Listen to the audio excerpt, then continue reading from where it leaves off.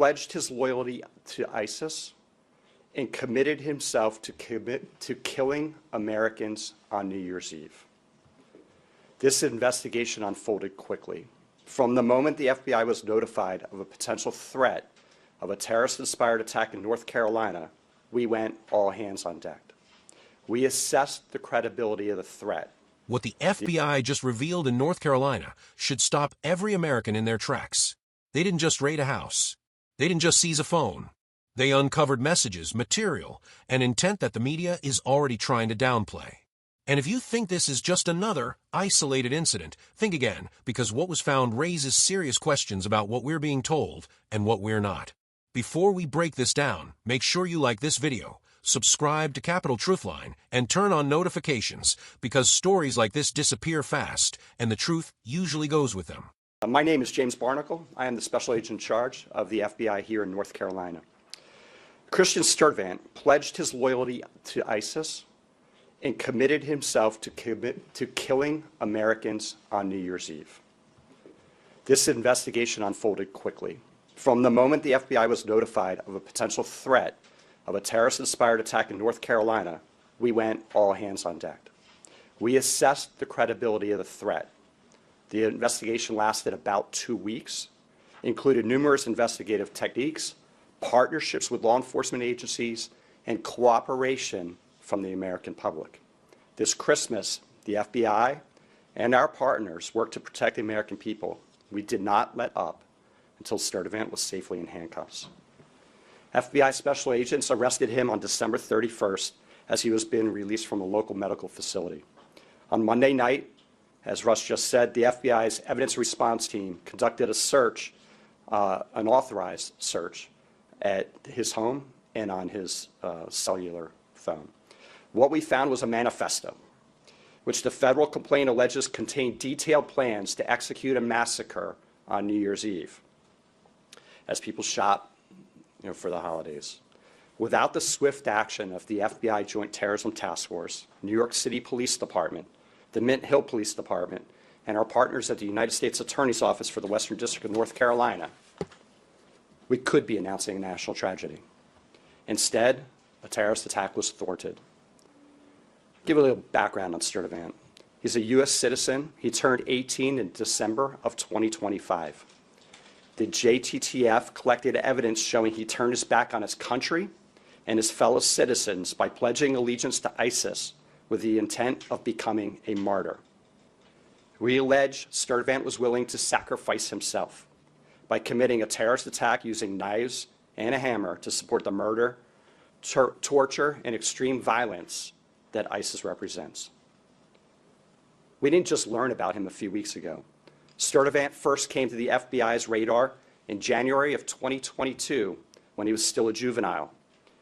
He was in contact via social media with an unidentified ISIS member overseas. Sturtevant received direction from this unidentified ISIS member to dress in all black, knock on people's doors, and attack them with a hammer. In fact, Sturtevant did dress in all black. He left his house with a hammer, and fortunately, his family stepped in. Sturtevant, no charges were filed at that time. He was referred for psychological care, and he underwent psychological care, of which I don't know the details. The FBI was told he no longer had access to social media. On December 18th, a week prior to Christmas, the Charlotte field office learned it wasn't true, that he was now back on social media. After several FBI offices around this country and the New York Police Department alerted the Charlotte JTTF of a TikTok account, username Abu Bakr al-Amerki, who made multiple posts in support of ISIS. Sturtevant was identified as the account holder. And with federal search warrants, the FBI obtained his previous posts to assess the extent of threats to the homeland. But according to the complaint, on or about December 12th, Sturtevant began communicating with an individual on multiple social media platforms. Unbeknownst to Sturtevant, he was talking to a government online covert employee.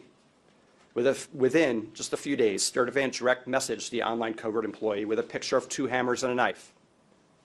The message was significant since in recent years, an ISIS propaganda magazine promoted the use of knives to conduct terrorist attacks in Western countries.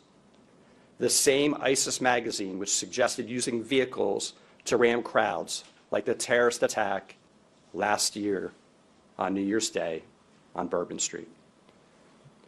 The conversations between the undercover employee and Sturtevant escalated further. Sturtevant allegedly sent a voice recording pledging Bayat a loyalty oath to ISIS. And on December 20th, the direct messaging allegedly showed Sturtevant asking for help getting firearms, specifically weapons, guns, to carry out the terrorist attack at a food market here in Charlotte area. Thankfully, that did not occur.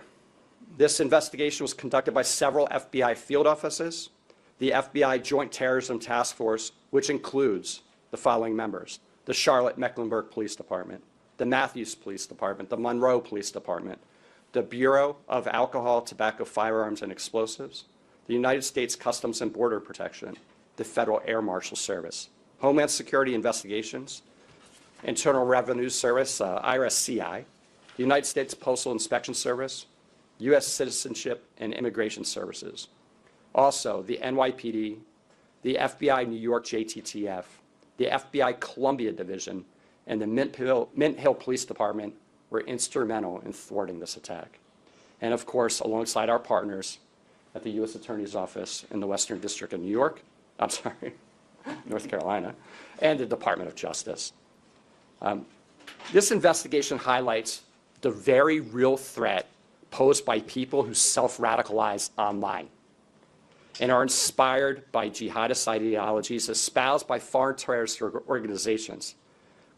They seek to attack soft targets with easily accessible weapons and with little to no warning.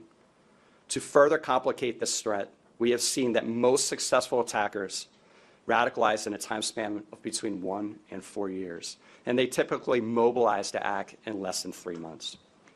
The FBI continues to work tirelessly to combat the threats of terrorism for the American people every day. But our partnerships are not limited to just law enforcement agencies. We rely on the communities we serve and encourage the public to contact law enforcement when they see or hear something that doesn't seem right. I also have this personal message. If your child, relative, friend, or neighbor is sliding into a dangerous ideology, you'll be the first to see it. And together we can stop it. The threats we face are bigger than any one law enforcement or intelligence agency, requiring everyone who hears this message to work together to keep people safe. I want to thank the members of the Joint Terrorism Task Force that sit over here today for their diligent effort. We spoke,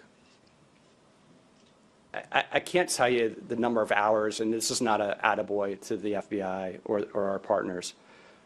They worked nonstop for about 14 days, 24/7, digging through everything we had and keeping surveillance on this subject so we could intervene if he were to potentially. What the FBI just revealed in North Carolina should concern every American paying attention. This wasn't just a routine investigation. This wasn't a random search. Agents went into that home because they believed there was a real threat. And once they got access to the phone, the situation became much more serious. According to the briefing, they didn't just find a few disturbing messages. They found patterns. They found repeated activity. They found material that points to radicalization and intent. And yet, notice how quickly the media tried to move on. They're already calling this an isolated case. They're telling the public there's nothing broader to worry about. They're reassuring you before asking the hard questions. Because here's the truth. People don't just wake up one day and become dangerous. They are influenced. They are guided. They are encouraged. And that's the part we're not hearing enough about. Who was this individual communicating with? Where was this material coming from? And why does it always seem like authorities speak after the threat is discovered, not before? We've seen this pattern over and over again. Red flags appear. Warnings are missed or ignored. Then the public is told everything is under control. But Americans deserve more than that. We deserve transparency. We deserve accountability. And we deserve honest conversations about how radicalization is happening in this country. This isn't about fear-mongering. It's about awareness. Because when officials admit they found intent on a suspect's phone, that matters. When they acknowledge dangerous material was being consumed, that matters. And when the full context isn't shared, that should raise concern. If this story makes you uncomfortable, it should. That means you're thinking critically. Drop your thoughts in the comments. Do you believe we're being told the full story here? And make sure you're subscribed to Capital Truthline, because these are the stories that fade fast and the questions that follow never get answered.